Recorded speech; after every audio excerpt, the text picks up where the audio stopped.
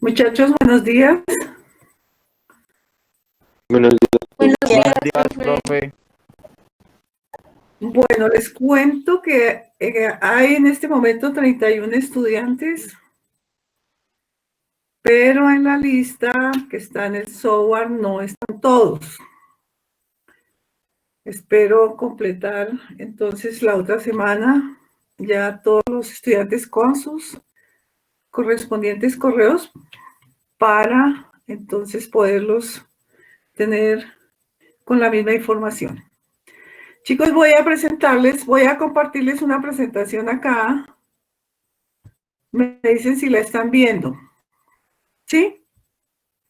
Sí, profe. Sí, profe. Sí, profe. Ustedes también tienen que trabajar. No solamente es el docente. Los estudiantes tienen que hacer su trabajo independiente.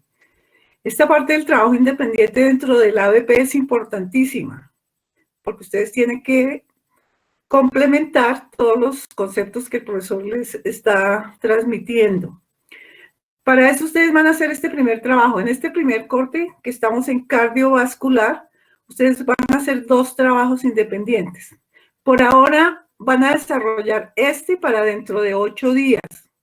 Miren, acá les escribí para que todo quede perfectamente claro y después no tengan comentarios que no son al caso. Informe escrito de 3 hojas antes del 18 de agosto y lo deben sustentar el 20 de agosto. ¿Qué quiere decir? Que aquí antes del 18 me envían el trabajo escrito, es decir, tienen que investigar, no en cualquier sitio, no en Wikipedia ni nada de eso. Y el 20, entonces yo no tengo todavía los grupos de trabajo, ustedes ya los hicieron, chicos. Sí, profe. Sí, profe. De todas maneras, todos van a trabajar lo mismo, porque pues no tenemos la oportunidad de oírnos presencialmente, sino que cada uno va a trabajar su grupo y cada uno tiene que saber estos conceptos básicos. ¿Qué es lo que van a hacer y qué es lo que van a sustentar el 20? Entonces, allá de acuerdo al número de grupos, entonces tendremos cada 20, cada 15 minutos eso. Entonces yo les escribo perfectamente, les explico a su correo. Van a realizar el desarrollo embrionario de un ave y un pez. Específicamente se tienen que enfocar en estas 2 especies, porque ustedes más adelante lo van a ver en animales tradicionales que siempre los van a tener en cuenta. El ave puede seleccionar, pues si quieren el ave de corral o si quieren trabajar con una especie silvestre. A mí me gustaría muchísimo con una especie diferente a las que siempre trabajamos, porque pues los veterinarios tienen mucho campo de acción. Por ejemplo, acá el cóndor lo pueden trabajar. Cualquier ave, cualquier paseriforme, una guacamaya de interés zootécnico, etc. Y lo mismo va a pasar con una especie. No me van a traer el pez por allá, el más raro de China y Japón, sino que van a trabajar con una especie endémica. Pueden trabajar con el yamú, la palometa, cualquier especie que ustedes quieran que sea endémico, es decir, que se encuentra en el agua, en los ríos y los lagos de nuestro país. ¿Qué van a tener en cuenta aquí? El tipo de huevo. Y hay unas clasificaciones que hacen los embriólogos teniendo en cuenta la parte comparada. Y aquí ellos hacen la clasificación de acuerdo a la cantidad de vitelo. Espero que estén haciendo las anotaciones correspondientes para que todo quede muy claro. De acuerdo al vitelo, ustedes recuerden que el vitelo se llama vitelo a todas las estructuras, los componentes orgánicos que se almacenan en el saco vitelino de los embriones y que están constituidos por proteínas, aminoácidos, lípidos, iones, agua, etc. Que todo este vitelo se sintetiza en el hígado y que es transportado al saco vitelino y es almacenado. Entonces, dependiendo de la cantidad y la concentración del vitelo, los huevos los clasifican, pero solamente vamos a dar la clasificación para un ave y un pez. Y aquí en la segmentación, ustedes tienen que iniciar cómo es el proceso de fecundación. Y vamos a iniciar desde la fecundación, pasando por la segmentación hasta el estadio de gástrula. Aquí deben tener en cuenta si la fecundación es interna o es externa. ¿Cómo se llaman sus gametos? ¿Qué características tienen los gametos? Y una vez que se sucede la fecundación, ¿cuáles son los pasos importantes en la fecundación? Se forma el cigoto. Si hay presencia de cuerpos polares, si no hay, si se forman los pronúcleos. Ustedes recuerdan todos esos conceptos que nosotros vimos el semestre pasado. Pasando al estado de mórula. Si la mórula es compacta, si la mórula está también limitada por una zona pelúcida como en los mamíferos. De aquí pasamos al estado de blastocele. Aquí ni en las aves ni en los peces hay blastocistos. El término blastocisto es aplicable solamente a los mamíferos. Entonces aquí el estado de blástula. Y ya cuando formamos su blástula, si la blástula también, como en el caso de los mamíferos, van a desarrollar masa celular interna o simplemente otro tipo de estructuras. Y ya entonces del estado de blástula pasa a su estado de gástrula. Y en la gástrula ustedes van a recordar que acá se forman las tres hojas embrionarias. El endodermo, el mesodermo y el ectodermo. Hacen un cuadrito acá, las derivaciones de los órganos en cada una de ellas para un ave y para una pez. Después hace lo de las membranas extraembrionarias. Hay ciertas estructuras que se forman fuera del embrión y corresponden a lámios. Si los peces tienen amios, si el ave tiene amios, si tiene corio, si tiene alatoides, para que existen alatoides, existen los peces que están en el saco de vino. No me voy a nombrar placenta porque no vamos a hablar de mamíferos. Entonces la placenta no aplica, digamos, ese término acá en este taller. Entonces es importantísimo. Aquí se me olvidaba decirles, saquen la estructura, por ejemplo, de una ave. Usted sabe que tiene una cantidad de estructuras importantísimas y cómo se forma en la estructura reproductiva. Recuerden que allí se van a formar solamente en el ave están las dos estructuras femeninas, pero una se atrofia y solamente queda una funcional. Entonces, ¿dónde el huevo se forma? ¿Dónde está el ovario? ¿Dónde después se diferencia? ¿Dónde se recogen los óvulos maduros? ¿Dónde se recogen los óvulos maduros? ¿Dónde se forma o se produce la lúmina? ¿Dónde se producen los tegmentos? ¿Dónde se forma el cascarón? Y todo este procedimiento de la formación del huevo es bien interesante que se lo aprenda. Desde una simple ave hasta un pez. Entonces, ya les quedó claro, todo muy general, en 3 hojas hacen sus esquemas. Ustedes recuerden que a mí me encantan los esquemas. A mí si me escriben en 20 hojas, no las voy a leer. En cambio, 3 hojas con unos esquemas bien explicativos, bien interesante. Ustedes me envían, yo leo sus trabajos, ustedes tienen que sustentarlos como si luego hemos hecho. ¿Tienen alguna pregunta, chicos? O al final hacemos la sesión. Dime.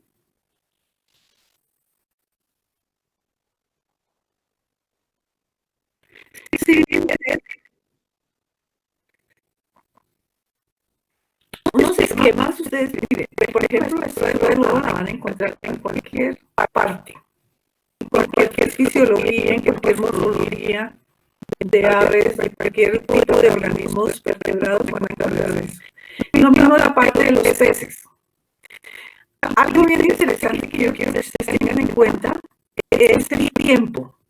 Entonces ustedes tratan de encontrar el tiempo de desarrollo, por ejemplo, de un ave desde la fecundación hasta la gástrula.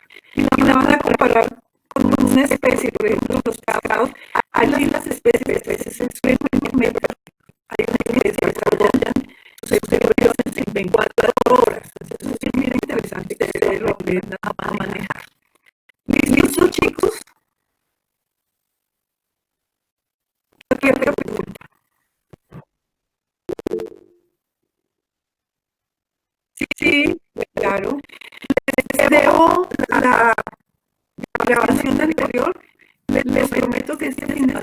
la voy a enviar. La verdad es que pues no tenía primero los correos completos, algunos me faltaban los personales, pero ya tengo.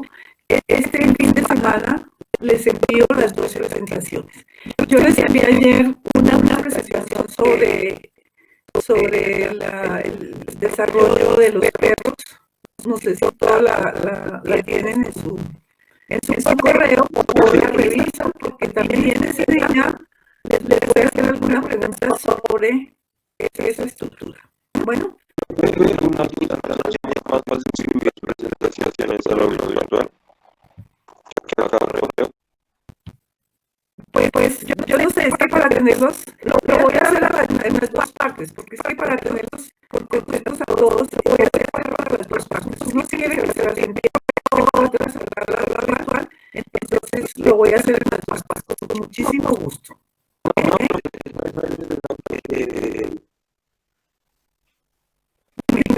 ¿Qué pregunta tienen?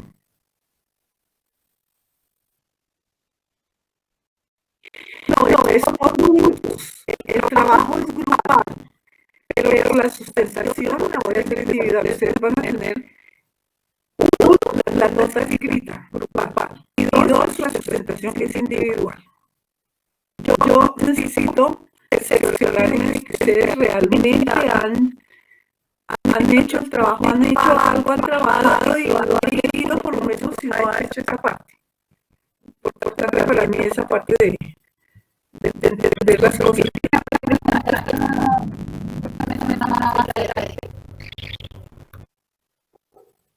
Yo no sé, ¿ya les entregaron su escenario? No, esta parte son conceptos muy generales que nosotros vamos a hacer de la parte de embriología de segundo. Esto no corresponde al escenario del problema. Son temas que estamos haciendo muy, digamos que muy complementarios a las explicaciones que estamos dando. Bueno, chicas, les voy a dar para la grabación, entonces vamos a iniciar nuestra charla.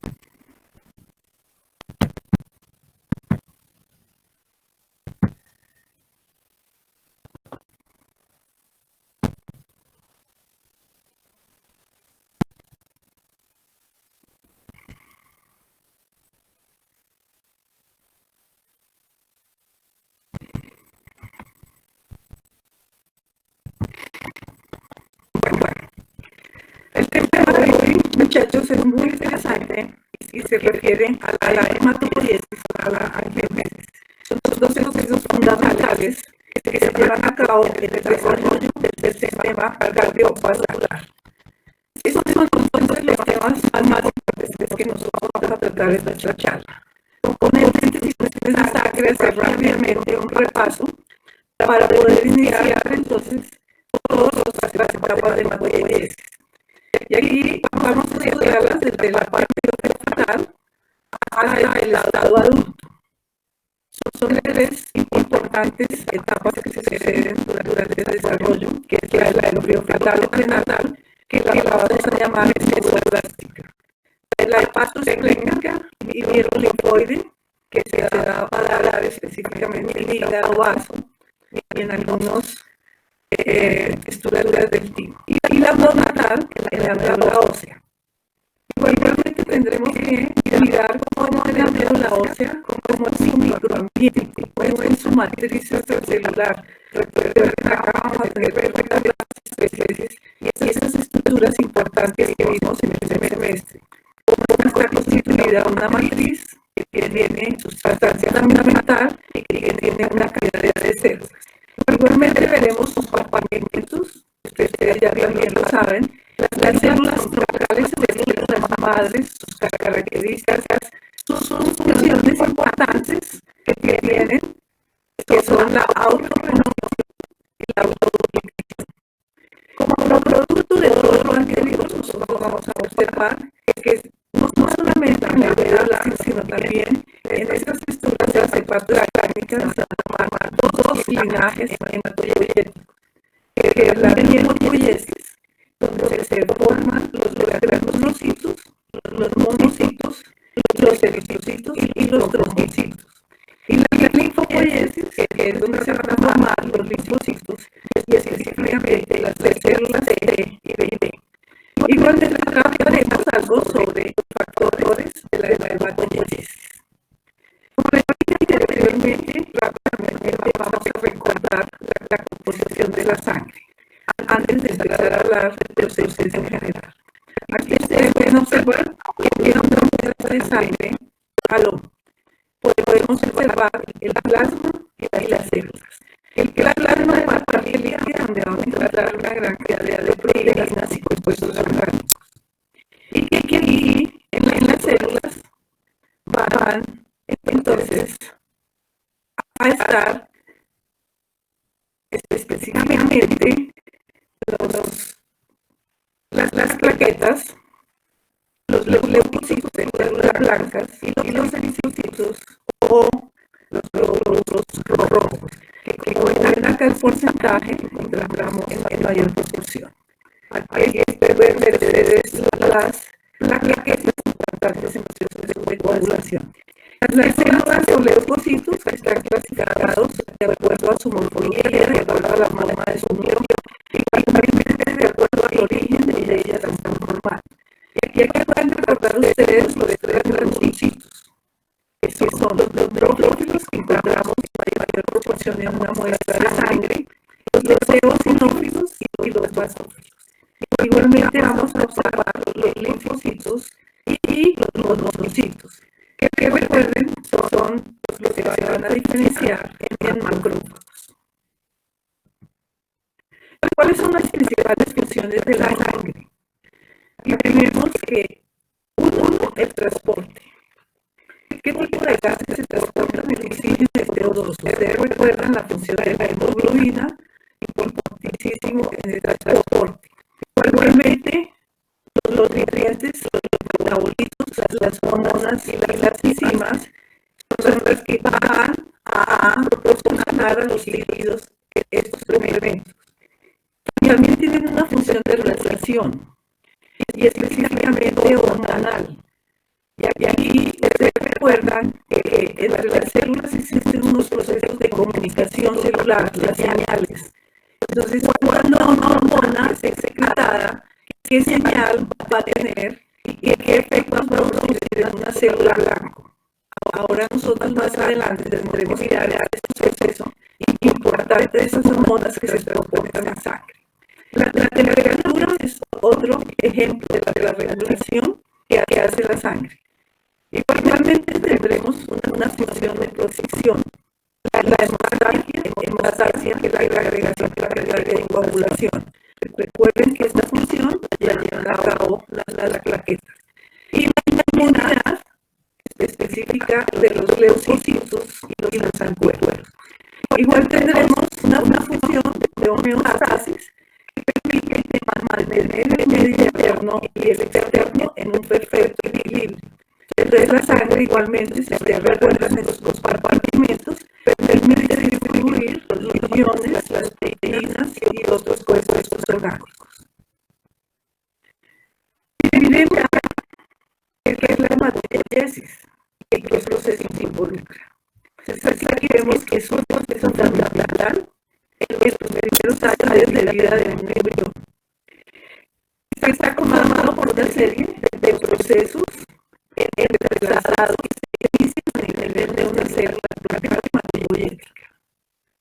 Las células placales hematopoyéticas son las células madres que van a dar origen a todo el conjunto de células sanguíneas.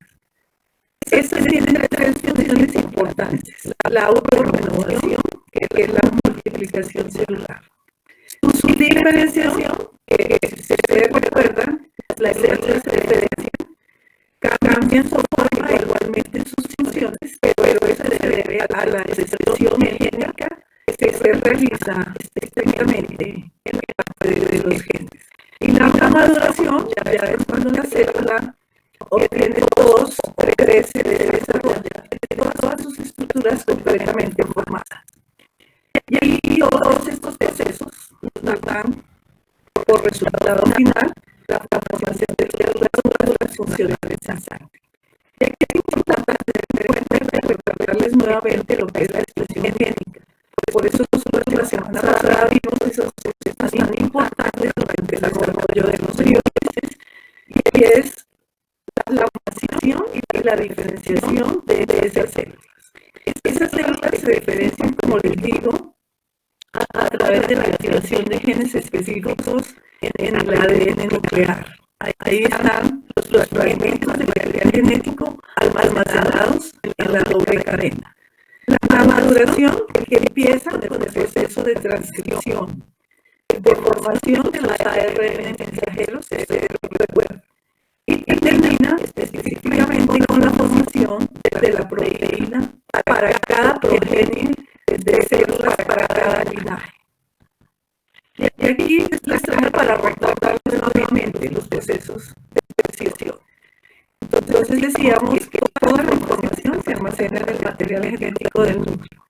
Que aquí tiene que pasar esa información a un ARN mensajero. Pero este ARN mensajero tiene que reordenarse, tiene que procesarse, tiene que sacar los fragmentos de material genético que no codifican absolutamente ninguna proteína. Y una vez que el material genético está procesado y que esta molécula se convierte en ARN mensajero, sale aquí al citoplasma.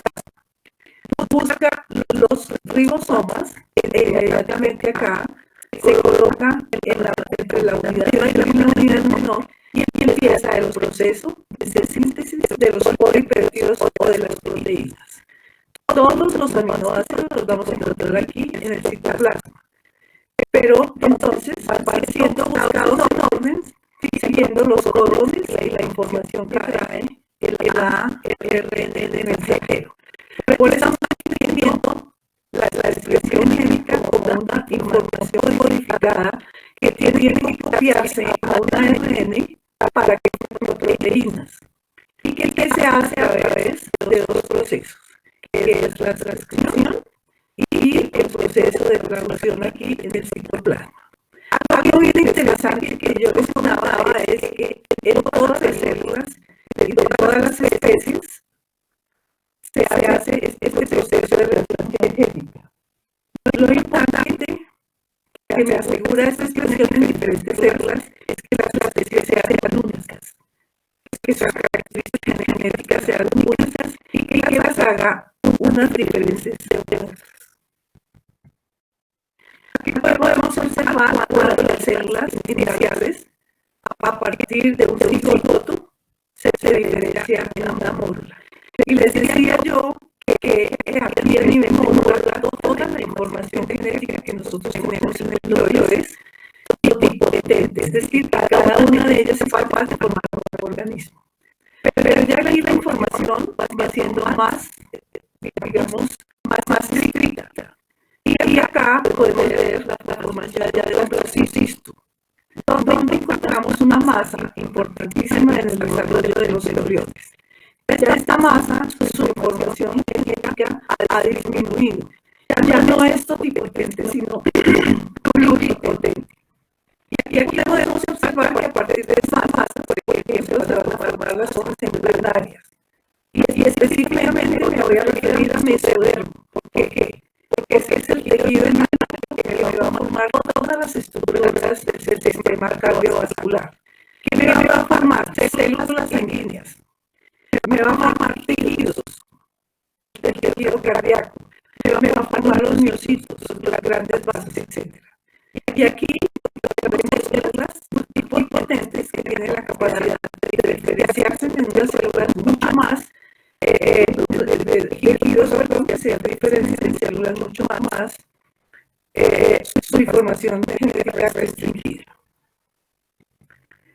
Nuevamente recordemos la clasificación de las células madres, las células embrionarias que nosotros vamos a trabajarlas para mirar cómo a partir de una embrión de días se empiezan a formar las células sanguíneas e igualmente sus vasos. Células madres adultas que ya las vamos a encontrar en organismos que han tenido ya un crecimiento, y las hematopoyéticas importantísimas que las encontramos específicamente en la médula ósea.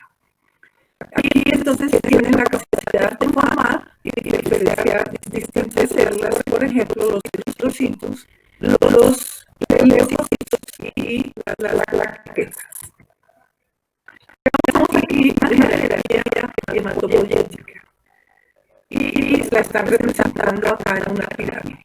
Donde en la punta de la pirámide del ápice nosotros tenemos las células madres hematopoyéticas que vimos anteriormente. Estas las vamos a encontrar específicamente en la médula ósea. Estas células tienen una alta capacidad para renovarse, para replicarse. Igualmente se diferencian en unos linajes, células mucho más restringidas y limitadas su capacidad, que las vamos a llamar células progenitoras hematopoyéticas. Y aquí estas células progenitoras son capaces de diferenciar dos linajes, un linaje mieloide y un linaje linfoide. Y esas ya son células maduras hematopoyéticas que tienen capacidad, por ejemplo, en el linaje mieloide, formar monocitos, macrófagos, granulocitos, células dendríticas, eritrocitos. Y las células del linaje linfoide, como su nombre lo está indicando, va a formar linfocitos. Linfocitos, por ejemplo, T, B, etc. Entonces, aquí en la base de la pirámide encontramos ya las células completamente diferenciadas, donde cada uno de esos grupos de células corresponde a un linaje diferente. Veamos cuál es el efecto de la citocina. Sí. La diapositiva. Gracias. Aquí vemos la función de las citocinas, que son unas proteínas específicas que se forman en la médula ósea y que tienen la capacidad de regular todo el proceso hematopoyético. Pero además la hematopoiesis no solamente es regulada por las citocinas, sino está también la expresión de los genes, a través de las cuales las células madres natales se proliferan, se diferencian y producen células maduras. Entonces, como les digo acá, las citocinas y los genes son importantísimas en el proceso de hematopoiesis. Y nuevamente aquí van a provocar la diferenciación de los dos linajes que nosotros vamos a verlos, que es la mielopoiesis, donde se forman los eritrocitos, los tres granulocitos, los monocitos y los trocitos. Y la linfopoiesis, donde se van a diferenciar los linfocitos T y los NK. Podemos clasificar la hematopoiesis en dos grupos, la fisiológica y la patológica. La fisiológica es la que se da normalmente el crecimiento de un embrión hasta el feto. Por eso la vamos a llamar embrión fetal y se realiza específicamente en el hígado de la médula ósea.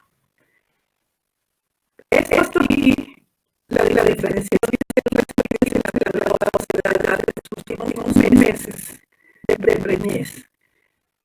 Y se continúa durante toda la vida del individuo, donde se va a llevar a cabo específicamente en la médula roja de algunos tipos de huesos, pelvis, vértebras, etc. Igualmente la patológica. Entonces está la hematopoiesis que se produce de forma anormal, en condiciones anormales, donde hay una hepatoesplenomegalia, es decir, un aumento del tamaño del hígado y del vaso. Igualmente se va a preservar en los ganglios, donde se adenomegalias, que va a producir leucemias y una anemia plástica.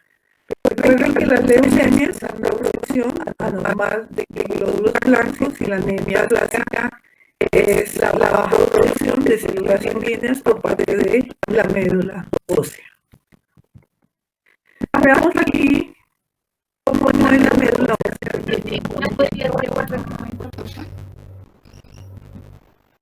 Voy muy rápido, chicos. Un poquito. Yo sé que la biología no es fácil de entenderla, pero ahora un poco más despacio. Bueno, vamos ahora a hablar de la médula ósea, que tiene que ver cómo está conformada la médula ósea, dónde se encuentra.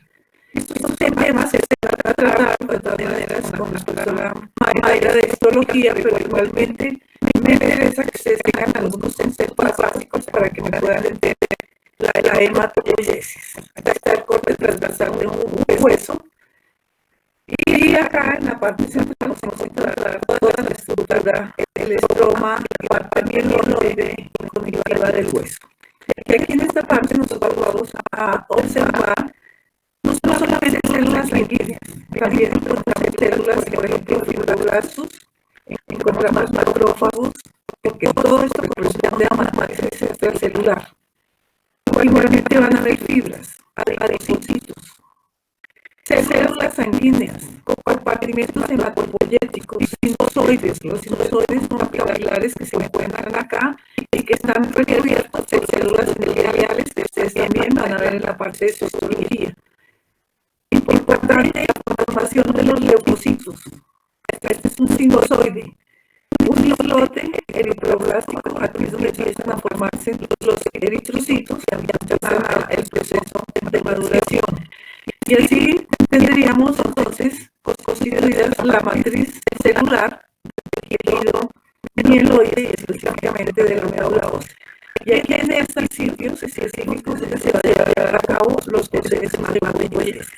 Pero acá las células hematopoyéticas no trabajan solas, ellas necesitan el acompañamiento, la interacción que tienen con otras células, por ejemplo, con los fibroblastos, la relación que tienen con los osteoblastos, que acá vamos a encontrar también osteoblastos, y así sucesivamente.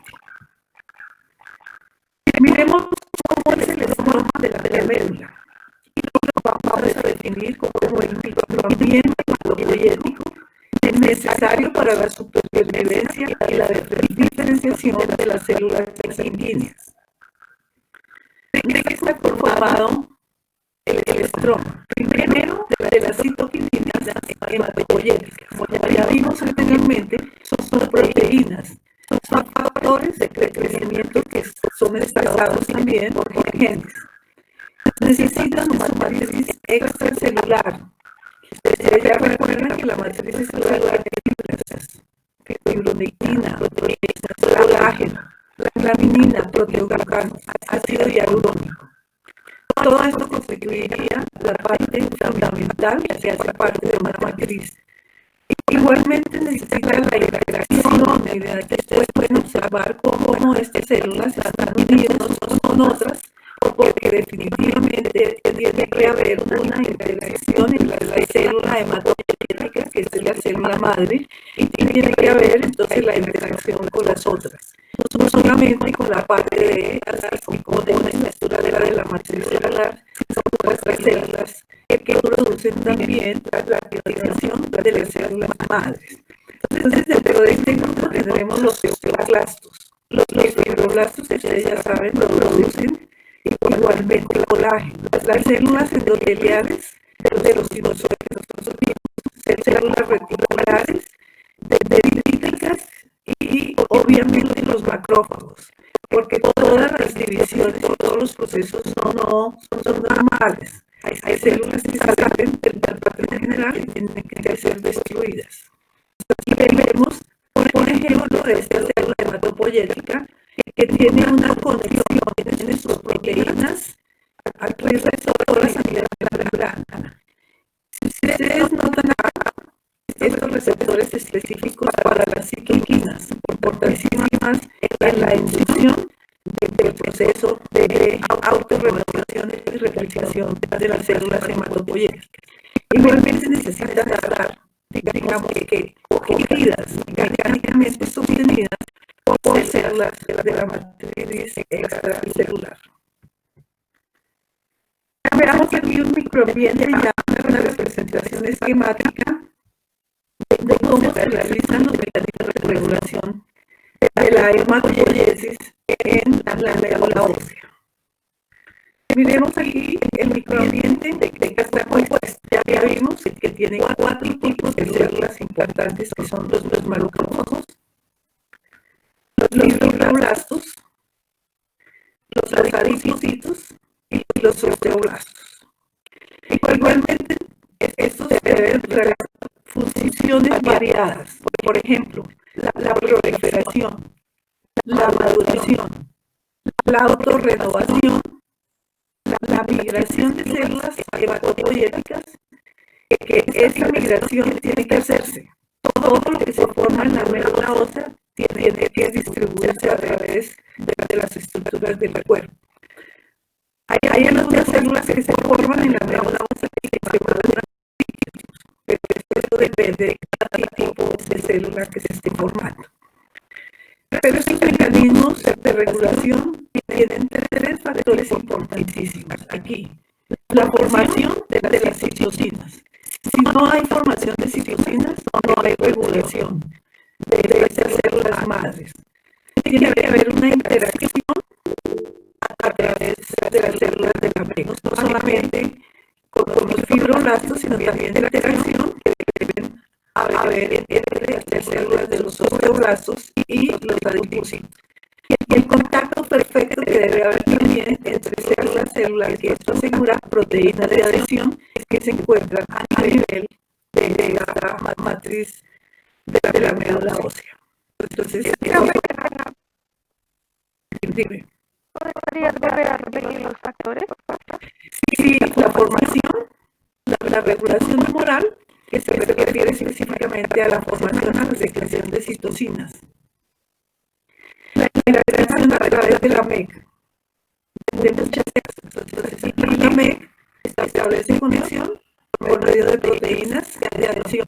Una, la fibronectina, si ustedes recuerdan, es una proteína importantísima. Y el contacto que debe haber entre célula y célula para poder entonces mantener esos procesos de adhesión. ¿Qué son las ciclopinas hematopoyéticas? Simplemente las definimos por moléculas y específicamente glicoproteínas. Promueven el crecimiento de las células sanguíneas a partir de células madres. A través de ellas se suceden también los procesos de maduración. Se producen por células del estroma de la médula ósea o por los linfocitos maduros activados. Y aquí se encargan de la comunicación celular. Una de las citocinas más importantes o citocinas, como se quiere llamar, que nosotros vamos a estudiar hoy, es la eritropoyetina. Cuando nosotros veamos los mecanismos de acción de la EPO, que quiere decir que eritropoyetina, van a entender estos modelos de comunicación intercelular.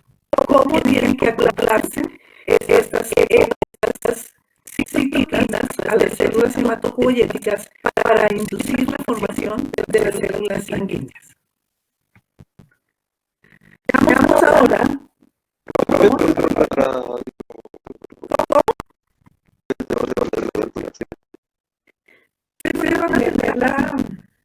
la pregunta es que mi compañera Diana hace no apoyo que ahora dejar rara. Diana Carolina. Sí, las personas que se casaron.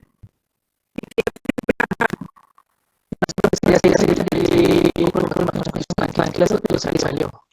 Bueno, listo. Gracias.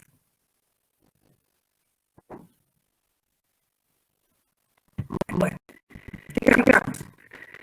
Vamos a ver ahora cómo se forman las primeras células en los embriones, en las formación de embriones, e igualmente cómo se organizan sus vasos sanguíneos. las estructuras del sistema cardiovascular se forman a partir de la hoja mesodérmica, que a través de los vasos sanguíneos se pueden formar en el riñón por procesos fundamentales, que es la vasculogénesis a partir de islotes sanguíneos que se forman en la estructura del saco lipino en los primeros días. Y la angiogénesis es la formación de vasos ya preexistentes. Estos dos procesos son un poco diferentes, vamos a verlos más adelante. Veamos cuáles son las fases del desarrollo del sistema hematopoyético. Es más o menos hacia la segunda, tercera semana, cuando el embrión empieza a multiplicarse, que sus células ya definitivamente no pueden nutrirse por fisión, entonces se inicia la formación de las células sanguíneas, donde se activan un grupo de células madres que se ubican en los islotes sanguíneos del saco lipino. Esta hematopoiesis entonces se da en varias etapas. Entonces, la primera corresponde a la fase bilirrina o mesoblástica, que como su nombre lo indica, inicia en el saco del lipino. Después, el embrión crece y se transforma en feto y empieza la fase hepática, donde el hígado, actualmente en paso, inicia el proceso de formación de células sanguíneas. Y para terminar ya la vejez, se inicia la fase mieloblástica, que se continúa cuando el organismo nace y durante toda su vida adulta. Acá no se les olvide estas tres fases de la hematopoiesis. Vamos a estudiarla una por una.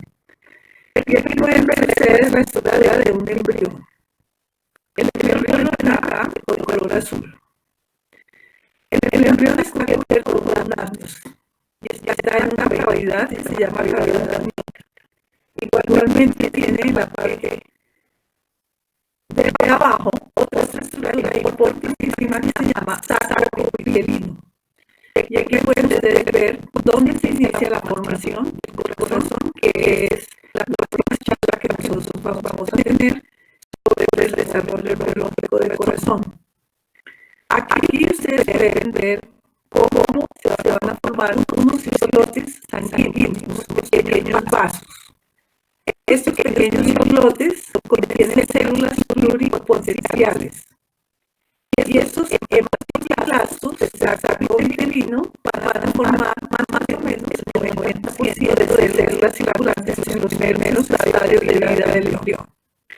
Estas primeras células que se forman acá, vamos a llamar células mesenquimáticas. Cuando yo nombre células mesenquimáticas, se quiere decir células mesenquimales. Son células que definitivamente tienen una forma estrellada y no tienen la capacidad o no se han diferenciado. Y aquí pueden ver etapas sucesivas en la formación de los vasos sanguíneos, en la vasculogénesis. Entonces, los vasos sanguíneos inicialmente se forman por algunas células mesenquimáticas allá en la estructura del saco lipino. Aquí ya podemos ver la formación de estos pequeños islotes, que lo veo en ustedes dos islotes. Ya podemos diferenciar que estas células mesenquimales se han diferenciado en células que adoptan una forma muy delgada. Y estas acá van a dar origen a como células endoteliales. Entonces, las células endoteliales son las que eliminan un vaso y recién se forman por diferenciación de esas células embrionarias que son las células somáticas. Acá tienen ya ustedes observaron estos islotes, unos eritrocitos diferenciados, igualmente los vasos sanguíneos. Por efecto de muchas proteínas que se han formado por expresión génica, entonces aquí pueden ver eso como a partir de células mesenquimáticas se diferencian las células dan origen a los hematoblásticos. Estos hematoblásticos van a formar los eritrocitos. Igualmente van a tener la capacidad de diferenciar células muy delgadas que limitan la luz del paso y que las vamos a llamar células endoteliales. Aquí en la parte de abajo se ve cómo crece de una manera muy limitada estos vasos sanguíneos. Entonces, lo primero que se van a formar son los islotes, después las células periféricas que dan origen a los vasos, y más o menos esta fase termina hacia el segundo mes. La genénesis es otro proceso que se lleva a cabo no necesariamente en los primeros estadios, durante el desarrollo del es el proceso de extensión de vasos ya formados. Ya tenemos los vasos formados por diferenciación de células mesenquimáticas, es simplemente por gemación, por aumento de nuevos capilares, hay proliferación también de endotelios y empiezan a diferenciarse las células sanguíneas. Eso es una condición normal de un crecimiento de un embrión normal. Pero ¿qué pasa cuando hay crecimientos que se salen completamente de los patrones genéticos? Empieza a formar una genésis, pero en este caso es hormonal. Entonces aquí empieza a formarse un tumor. Hay moléculas señalizadoras que las están indicando a los vasos sanguíneos que necesitan de irrigación sanguínea. Inmediatamente estas moléculas vienen acá, hablan del crecimiento de los vasos sanguíneos e inmediatamente empiezan los procesos de proliferación de los vasos a desencadenarse y permiten, obviamente, que el tumor empiece a crecer de forma acelerada. La siguiente fase es la hepática. Aquí les traje un feto de cerdo, donde ustedes lo pueden diferenciar ya perfectamente. No solamente por la parte de su trompa, sino también por la estructura de sus extremidades. Recuerden que los servicios que tienen sus pezuñas están clasificados dentro de los animales artiodáctilos, que es una investigación que se van a hacer, que es un artiodáctilo y que es un pteristodáctilo. Aquí vemos las actividades de embriones, de fetos ya completamente diferenciados los órganos. Toda esta parte corresponde a las cavidades encefálicas y médula. Importante el desarrollo del corazón. Pero aquí quiero resaltar más la estructura del hígado. Miren acá. El hígado es muy grande. ¿Por qué? Porque ya el feto que tiene muchísimo tejido adaptado sobre la masa necesita mucha irrigación sanguínea. Entonces, por eso, como iba a vincular la responsabilidad hematopoyética y fabricar constantemente gran cantidad de células y gran cantidad de vasos. Por eso crecen más que los otros órganos adicionales. Aquí tendremos la presencia, por ejemplo, del lisónefro, donde se va a formar el futuro riñón, el pulmón, las gónadas, y aquí tendremos una hernia que se forma durante la diferenciación de las asas intestinales. Y aquí entramos entonces a la segunda etapa, como ya conocimos, el hilo fetal. Esta etapa la voy a llamar, obviamente, hepática y linfoide. Aquí pueden observar ustedes una estructura del hígado, donde vamos a encontrar una cantidad de sinusoides. Los sinusoides, como les dije, son capilares muy especializados que se encargan entonces de armar una cantidad de células madres hematopoyéticas para poder diferenciar las células sanguíneas.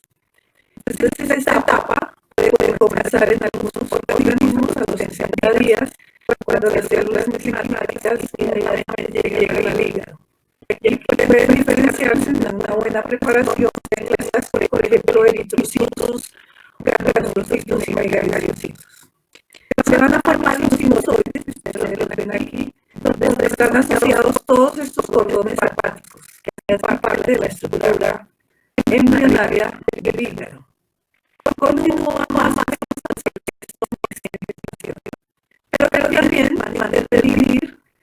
la hematopoiesis, algunas estructuras tradicionales como el vaso y los ganglios linfáticos. Y la tercera etapa de Interrumpirla, puedo repetir la diapositiva.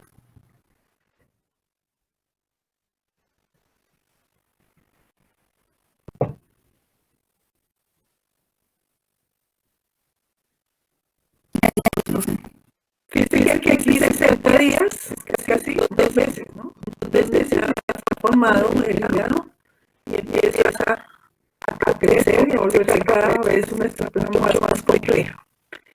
La etapa mieloblástica que se lleva a cabo en la médula ósea. Ya en los edades de desarrollo de fetos, pues lógicamente ya los huesos están formados, ya los huesos de cartílago se han diferenciado en hueso. Entonces ya empiezan a formar las pequeñas células y asumen la función hematopoyética. El organismo nace y durante toda su vida adulta también, entonces la médula ósea asume esa función. Y para ustedes, de un hueso, la parte de la epífisis, van a ver esto con el doctor Sánchez, la epífisis, y aquí ha sacado en este cuadro una estructura muy interesante que corresponde a todo lo que es el estroma y la parte mieloide del hueso. Aquí vemos, por ejemplo, células adicionales que hacen parte de la estructura de la matriz. Por ejemplo, acá, adipocitos, fibroblastos, nosotros hablamos de fibroblastos, hablamos también de células de soporte. Pero igualmente van a encontrar las células hematopoyéticas, células madres hematopoyéticas. Y esas células madres hematopoyéticas se van a diferenciar en distintos linajes. Entonces, tenemos la célula hematopoyética madre que se diferencia en una multipotencial, y esta multipotencial tiene la capacidad de formar el linaje linfóide y el linaje mieloide. Y a partir de estos linajes, entonces se diferencian los diferentes grupos de células sanguíneas. Entonces es importantísimo que aquí en el cronograma de la estructura de la médula ósea encontramos las células hematopoyéticas, además de todas otros grupos de células que participan de una u otra manera, como células soporte, como células que establecen conexiones unas con otras, posiblemente van a ayudar al proceso de diferenciación. Vimos que la médula ósea es un tejido hematopoyético que se encuentra localizado en la médula de los huesos. Entonces se puede ver la estructura. Está constituida por dos tipos, la médula amarilla y la roja. Es precisamente la médula roja donde se lleva a cabo los procesos de hematopoiesis. Que pueden ver nuevamente la estructura del hueso, la parte que lo envuelve, su tejido externo, el nervioso y todo lo demás. Esta es la estructura histológica, como les digo, que van a estudiar con la doctora Mayra toda la estructura de la médula ósea. Eso es una trabécula de hueso, y esa es la parte donde encontramos todas las células que van a formar entonces el sistema sanguíneo. Los granulocitos, los megacariocitos son muy grandes, que van a formar aquí en este momento, están constituidos por una célula, las plaquetas. Aquí hay una célula eritroide y la célula eritroide donde se van a diferenciar los distintos sistemas sanguíneos. Veamos aquí cómo son los grupos de células madres y cómo se van a diferenciar y qué nombre van tomando. Siempre las van a encontrar ustedes como CTH, células troncales hematopoyéticas, son las células madres. Recuerden que estas tienen que dividirse, diferenciarse en progenitoras multipotentes. Las células multipotentes tienen la capacidad de diferenciar entonces 3 progenitoras mieloides comunes, que son las mieloides comunes que van a diferenciar los granulocitos y los monocitos. Y las progenitores eritroides que van a formar los megacariocitos y los eritrocitos. Entonces acá, a partir de ese amiloide común, se forman entonces estas dos que van a formar cada una de las dos estructuras bien importantes en la función del sistema cardiovascular. Por este lado, los progenitores multipotentes van a formar el linfoide común, todo el grupo de células que van a dar origen a los linfocitos que los vamos a llamar progenitor linfoide común, que van a formar específicamente los linfocitos B y los linfocitos T. Esto es muy importante que tengan en cuenta porque siempre en los libros se van a manejar, son, digamos, las abreviaturas escritas en mayúsculas. TCH, cuando aparezcan, ustedes ya saben que son cabezas hematopoyéticas. Estos son los progenitores muy potentes, los linfoides, aquí que van a ser comunes para los dos linfocitos B y T. Y aquí el linfoide, este es el linfoide común que va a formar esta G en la granulocitos y la M de monocitos. Y acá vamos a encontrar los progenitores de los eritrocitos y los megacariocitos, que son los que van a formar los trombocitos. Aquí ya los vemos indicados de una manera mucho más figurativa, mucho más explicativa, donde tenemos las células madres, acá, perdón, la célula madre hematopoyética, que va a dar origen a la linfoide. Y se recuerda que hay órganos hematopoyéticos, por el timo y el vaso, donde se van a diferenciar linfocitos T y linfocitos B. Y estos linfocitos B, en ocasiones, cuando hay señalización de enfermedades o algún tipo de infección, se van a diferenciar las células plasmáticas. Por este lado, estas células hematopoyéticas madres se van a formar todas las metaboloides. Cuando realmente lo que voy a referir a eritrocitos, a megacariocitos, a los monocitos, que como dije anteriormente, se diferencian en macrófagos, que estos macrófagos van a estar presentes en diferentes tejidos. Y allí van a recibir muchísimos nombres. Por ejemplo, en el interior se llama célula de Cooper, que ustedes ven las variables más adelante. Y por último, van a formar sus granulocitos, que nosotros ya vimos. Empecemos con la línea de mielopoiesis, donde a partir aquí de la médula roja, entonces se localizan las células hematopoyéticas, se van a diferenciar entonces los glóbulos blancos, granulocitos, los eritrocitos y las plaquetas. Recuerden las funciones que tiene cada uno. Aquí no está nombrada para nada la línea linfoide porque eso es otra ventaja diferente. Primero, cómo se diferencia entonces en la mielopoiesis 1 un neutrófilo, un eosinófilo y un basófilo. Las características morfológicas las van a aprender ustedes en la parte histológica, pero lo importante que se sepan es que están clasificados como granulocitos porque poseen en su citoplasma una cantidad de estructuras, miren acá, granuladas que los hacen diferentes al resto de grupos. Igualmente se va a diferenciar el monocito, la característica de su citoplasma muy grande y relacionado con este núcleo relacionado con el citoplasma es demasiado extenso, muy grande, se llama monocito. Recuerden que el monocito se va a diferenciar en células endoprófagas. Tenemos el proyecto 2, que es la diferenciación de los eritrocitos. Y los eritrocitos los vamos a llamar eritropoiesis. Y aquí ven cómo es esa diferenciación, las fases por las cuales tiene que pasar el eritrocito para llegar a un estado maduro. Inicialmente en la médula se forma un clorofibroso que tiene un eritroblasto basófilo. Y aquí vemos que la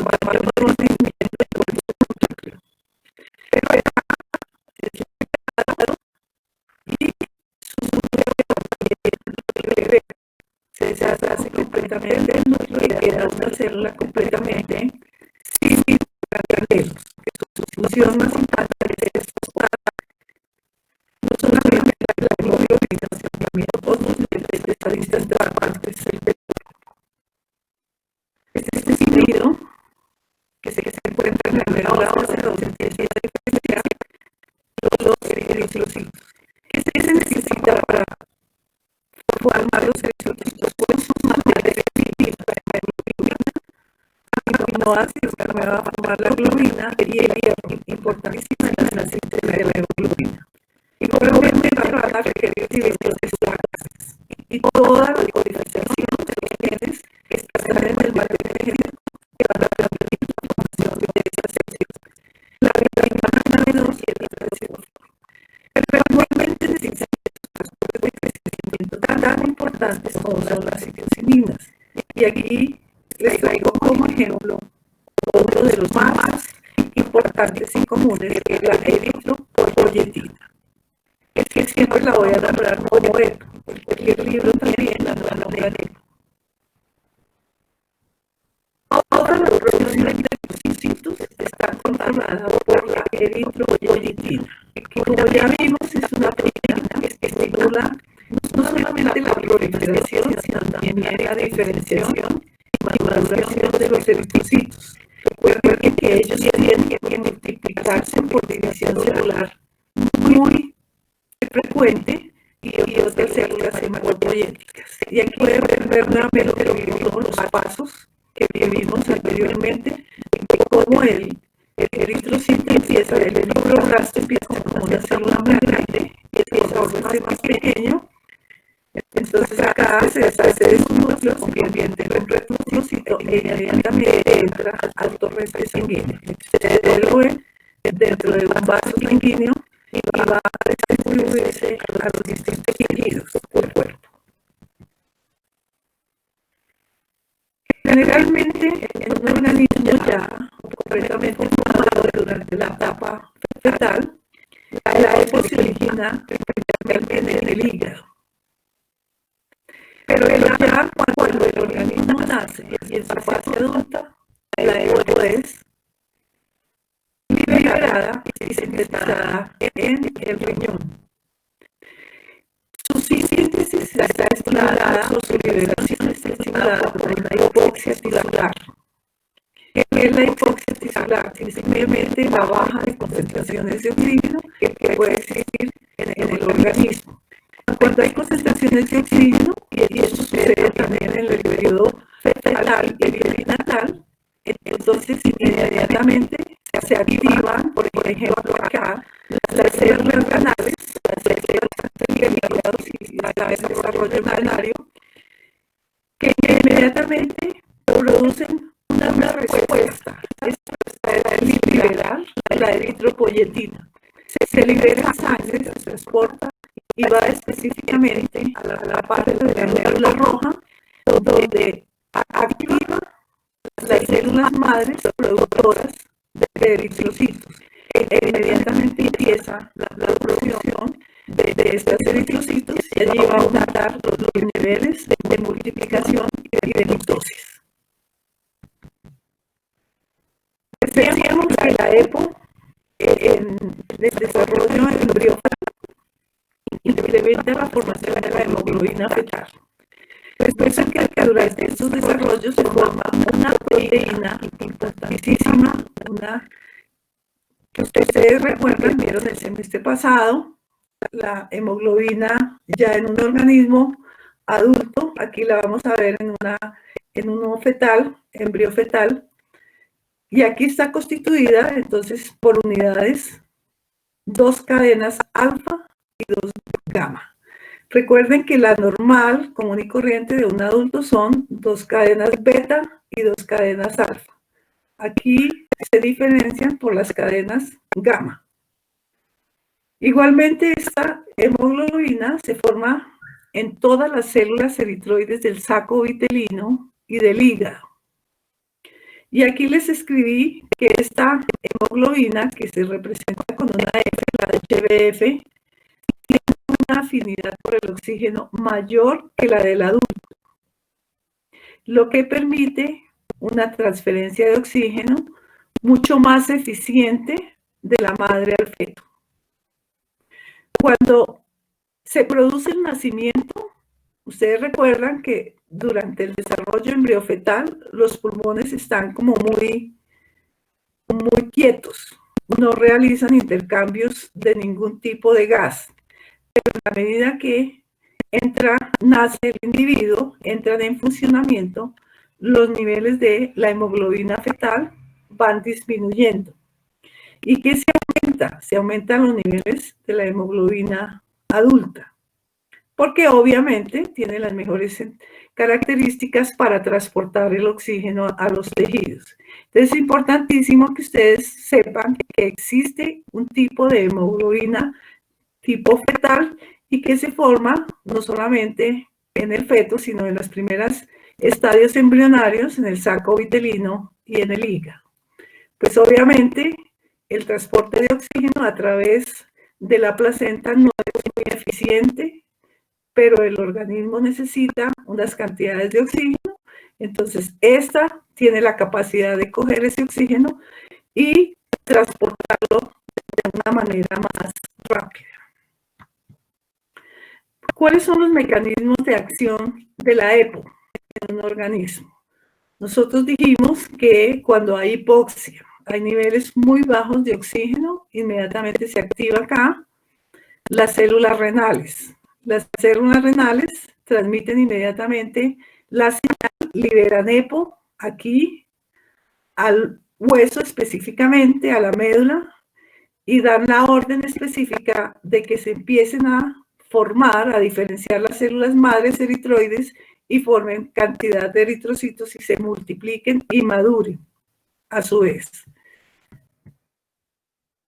Aquí vemos los mecanismos de acción molecular, por ejemplo, de la EPO en la formación de los glóbulos rojos. La hipoxia es inducida por un gen que es el HIF, que aquí este gen va entonces a iniciar la formación de la hematopoiesis y específicamente de esta citoquinina. Siempre las citoquininas están reguladas por genes. En ausencia de la eritropoietina hay apoptosis. Las citoquininas inducen la formación de globinas y son específicas solamente para progenitores eritroides. ¿Por qué son específicas? Porque resulta que estos progenitores o estas células hematopoyéticas tienen en sus biomembranas unos receptores específicos. Estas proteínas solamente aceptan aquí las estructuras de la EPO. Si no existe en esa célula hematopoyética los receptores, simplemente hay apoptosis, hay muerte celular. Pero si estas células hematopoyéticas tienen esos receptores específicos para la EPO, inmediatamente hay acople y se inician los procesos de multiplicación celular. Entonces aquí ustedes pueden observar una cascada de divisiones, multiplicaciones celulares. Como producto final se van a obtener entonces eritrocitos completamente maduros que empiezan a funcionar a través de los vasos. Así como se forman los eritrocitos, así se tienen que destruir. Su vida media, en algunos se ha calculado 100, 120, eso depende del tipo de animal. Aquí entonces tenemos que como producto de la eritropoiesis los glóbulos que empiezan a circular en sangre a todas las estructuras del cuerpo. Cuando ya cumplen su función y su ciclo de vida, estas son entonces tomados por los fagocitos. Aquí ustedes pueden ver un fagocito, un macrófago. Y aquí entonces inmediatamente empiezan por enzimas a descomponerse en globinas, grupos M y biliverdinas. Las globinas se descomponen en aminoácidos que son liberados.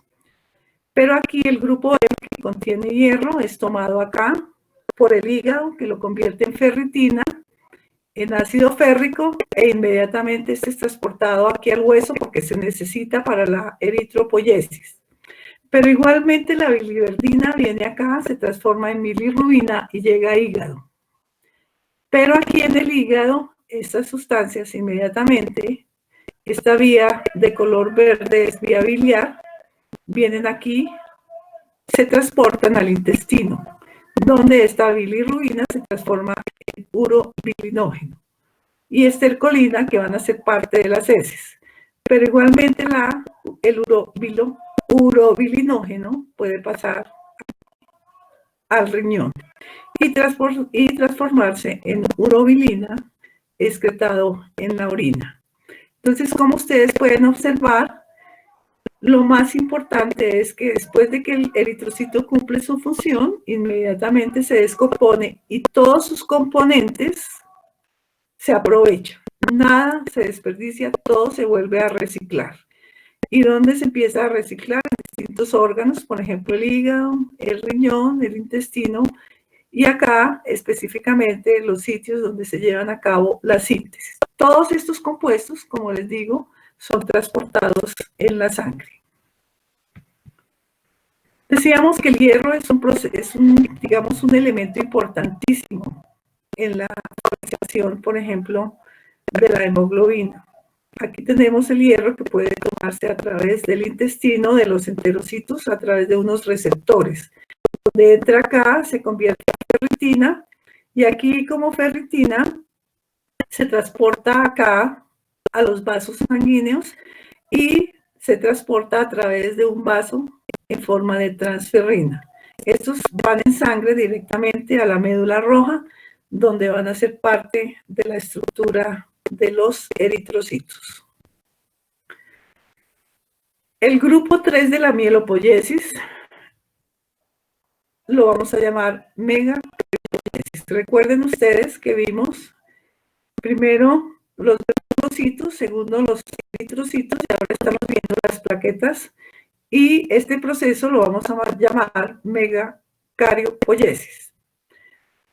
Las plaquetas, como les digo, se forman en unas células muy grandes que nosotros ya vimos en la médula espinal, que se llaman los megakardioblastos. Estos son células binucleadas, numerosos nucleolos, que se transforman en promegacariocito. Todo este proceso lo hacen en la médula. Después, por proceso de maduración, se convierte en un megacariocito granular. Una cantidad de estructuras que se forman, aumentan su volumen, su tamaño, se vuelve una célula muy gigante, por eso se llama megacariocito. Y aquí, una vez que se han formado estas estructuras, entonces libera las plaquetas. Aquí pueden ustedes observar cómo se liberan esas plaquetas. Este es, digamos, que un esquema explicativo. Y aquí lo podemos ver en un microscopio, ya un megacariocito, completamente. Donde vamos a encontrar una cantidad de estructuras adentro, que son las que van a formar las plaquetas y son liberadas. Aquí en el citoplasma de estos megacariocitos hay gran cantidad de retículos endoplasmáticos. Y aquí podemos ver en un frotis de sangre los glóbulos rojos, y estas estructuras pequeñitas corresponden a las plaquetas. Es una microfotografía electrónica de las plaquetas, que ustedes saben forman una red, se unen unas con otras, esas prolongaciones citoplasmáticas, para formar una red que permite que haya procesos de coagulación en unión con las proteínas importantes en esta función. Veamos ahora cómo se forma el otro linaje. Ya vimos la mielopoiesis, veamos ahora qué es la linfopoiesis. Aquí llamada también unidades formadoras de colonias de linfocitos. Se origina también en la médula. Se dirigen a células progenitoras destinadas a convertirse en células o en linfocitos T. Recuerden que específicamente el timo y otros órganos que vamos a ver más adelante, hematopoyéticos, ayudan a los procesos de diferenciación de estas células.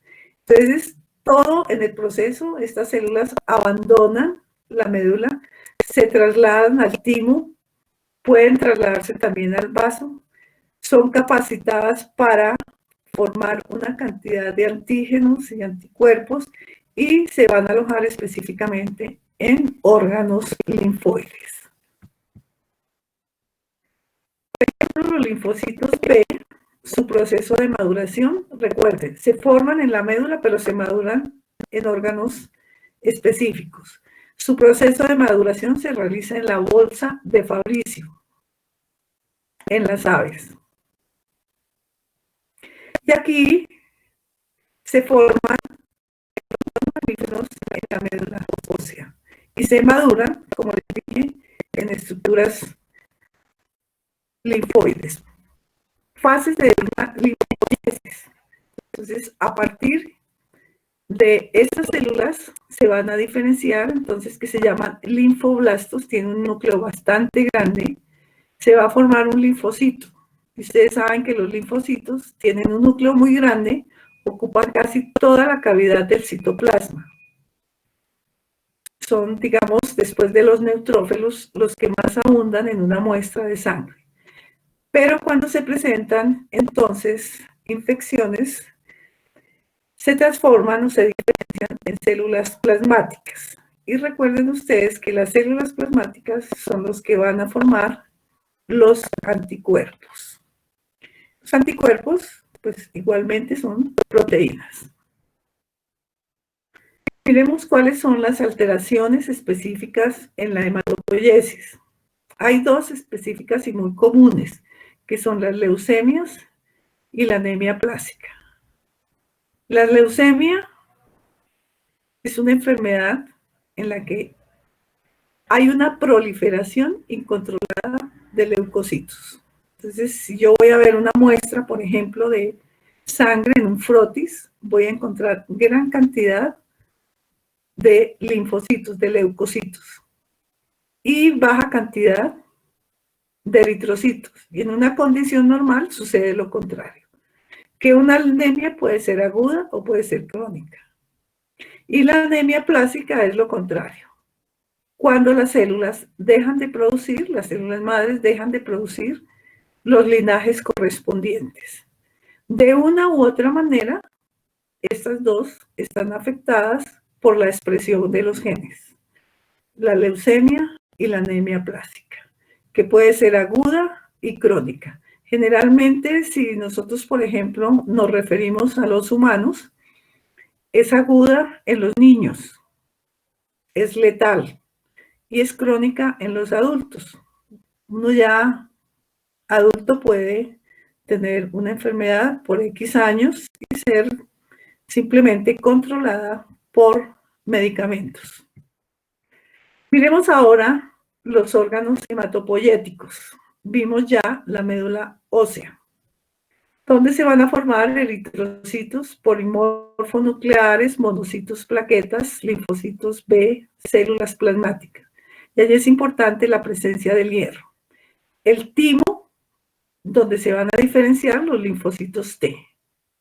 Allí también van a haber producción de proteínas, de citoquinas, que las vamos a llamar linfoquinas. Igualmente, los nódulos linfáticos. Allí también se van a diferenciar células como linfocitos B o plasmáticos. El sistema monocito-macrófago, que ustedes ya saben, la función fagocitaria. Se activan cuando hay infecciones. Son mecanismos de defensa, donde se destruyen las glándulas, las células sanguíneas, donde se destruye la hemoglobina. Y nosotros ya vimos el reciclaje, donde puede también transportarse hierro y una cantidad de sustancias y complementos. Miremos otros órganos hematopoyéticos importantes, como es el hígado. Vimos que puede producir EPO, pero esta EPO solamente en el periodo embriofetal. Recuerden que después el riñón asume esa función. Almacena hierro, igualmente el hígado. Vitamina B12. Mantiene su potencial fetal durante el proceso de hematopoiesis. El hígado fetal tiene dos funciones importantísimas. Una,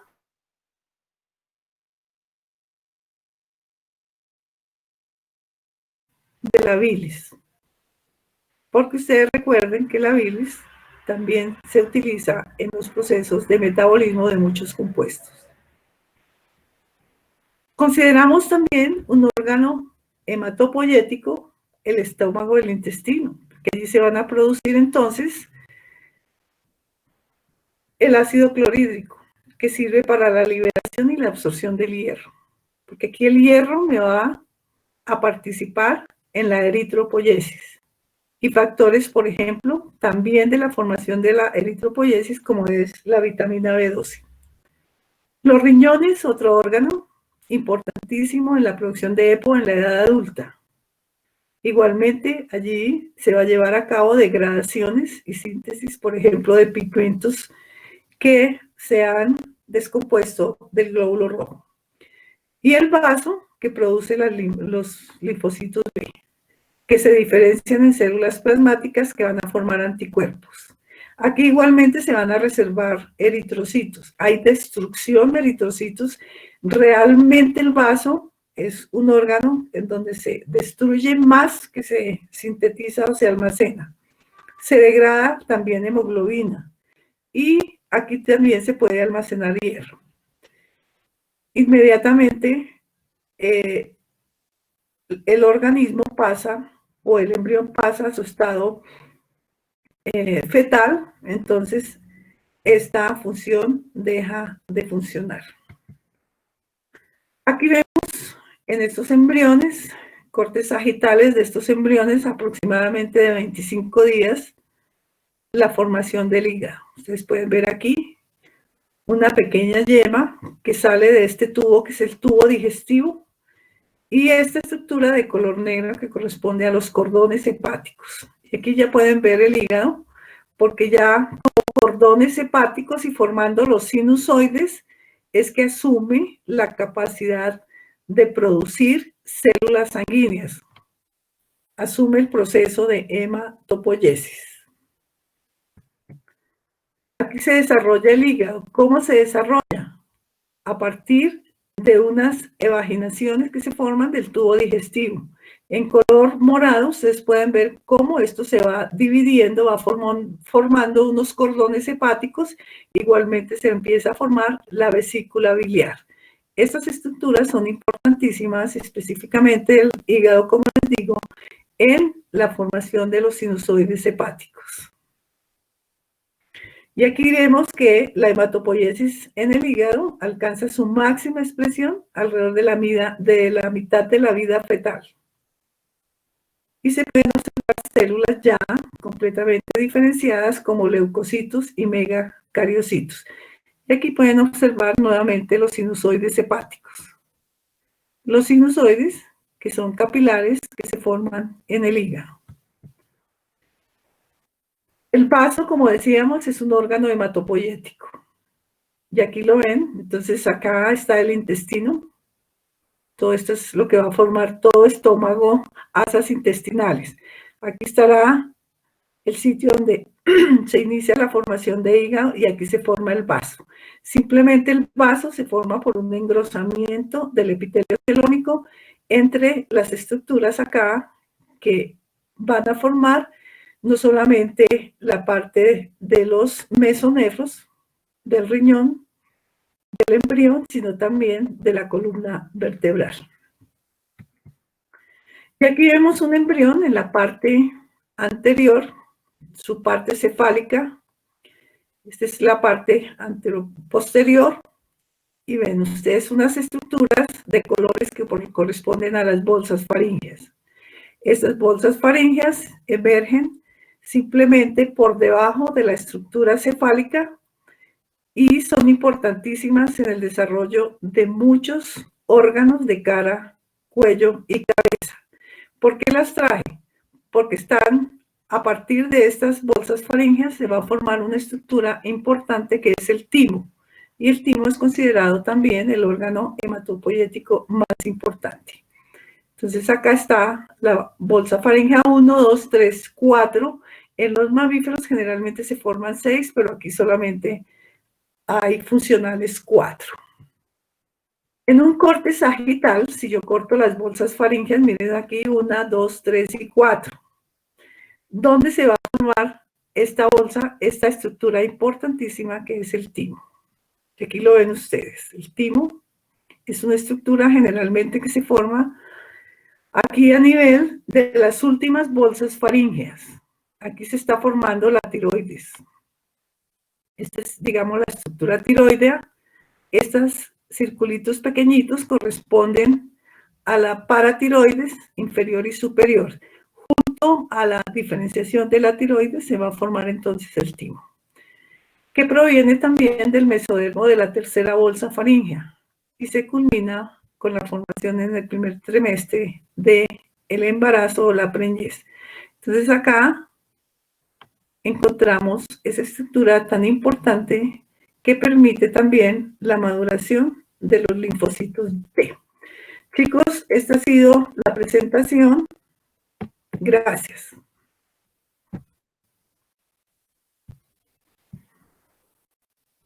Vale, profe.